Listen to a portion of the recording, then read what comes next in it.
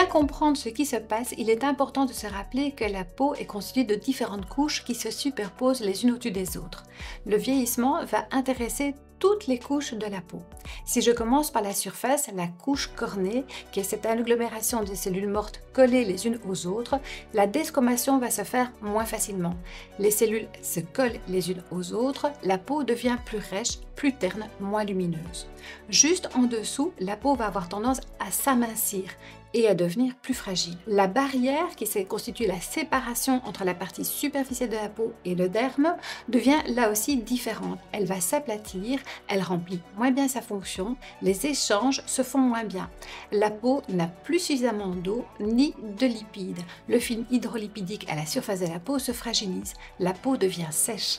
Enfin, plus en profondeur, les kératinocytes, les petites cellules qui fabriquent des fibres de collagène et des fibres élastiques, voient également leur production diminuer. Les fibres sont de moins bonne qualité, elles ont tendance à faire des paquets, à devenir plus rigides. La peau perd sa souplesse, elle se relâche. Tout ceci va entraîner un relâchement, l'apparition de rides, de sillons. On observe en plus une fragilisation du film hydrolipidique, une altération des cellules qui fabriquent le pigment de la peau. Il y a apparition de taches, le teint est moins net. Globalement, c'est un petit peu l'image d'un drap qui est mal tiré sur un matelas. Le matelas est distendu, moins rebondi et la peau est comme trop grande. Lorsque je veux agir contre le vieillissement, je veux agir sur toutes les couches de la peau. On a vu la couche superficielle, la couche cornée desquamer moins facilement. Je vais utiliser des agents exfoliants doux qui vont améliorer cette desquamation. La peau va redevenir lisse et lumineuse. On a vu également que la qualité du film hydrolipidique s'altérait. Je vais donc apporter des agents hydratants, mais également du corps gras qui va permettre à la peau de retrouver sa douceur. On a vu également globalement que la peau perd son hydratation. Je vais donc apporter des molécules qui vont agir comme des petites éponges et donner de l'eau tout au long de la journée. Et enfin, je vais essayer de stimuler mes fibroblastes pour qu'ils produisent à nouveau des fibres de collagène et des fibres élastiques en bonne quantité et de belle qualité. Comme son nom l'indique, un soin anti-âge global, c'est un soin qui va prendre en charge la globalité des effets du vieillissement. C'est un soin qui va apporter de l'hydratation, de la lumière, de l'éclat, qui va traiter les rides et les ridules et même le relâchement cutané. C'est le soin complet qui fait tout. Les processus de vieillissement ne sont pas encore tous connus. On sait qu'il y a des facteurs génétiques sur lesquels on ne sait pas agir. Par contre, on va pouvoir agir sur les accélérateurs du vieillissement.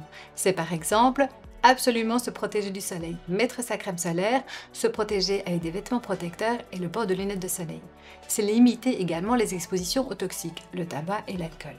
On veille à une alimentation saine et équilibrée avec un apport de fruits, de légumes, de fibres, de bonnes protéines, du bon gras et on limite la quantité de sucre. On veille à une activité physique régulière et au maintien de l'activité de son cerveau. Et puis au niveau de la peau, on veille évidemment à nettoyer son visage même si on ne se maquille pas.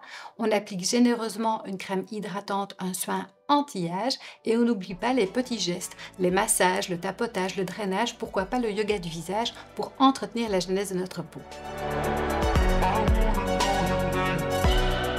Lorsqu'on étudie les mécanismes biochimiques qui expliquent le vieillissement, on se rend compte qu'ils ne sont pas toujours bien connus et qu'ils sont complexes. Il faut intervenir les mitochondries, les glycations des protéines et un mécanisme qui est un petit peu mieux connu, ce sont les mécanismes d'oxydation avec production de radicaux libres.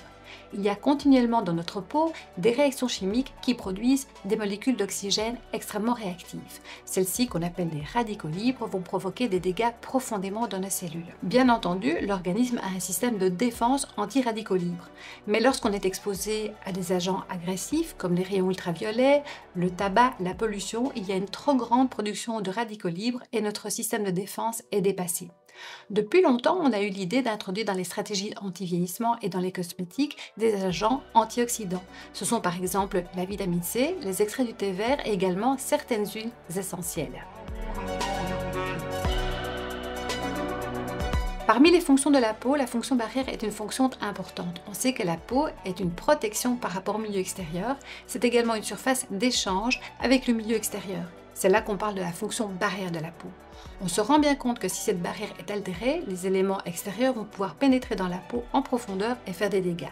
C'est pourquoi il est important que cette barrière soit préservée. L'utilisation de soins dermocosmétiques va permettre de restaurer toute la fonction barrière de notre peau.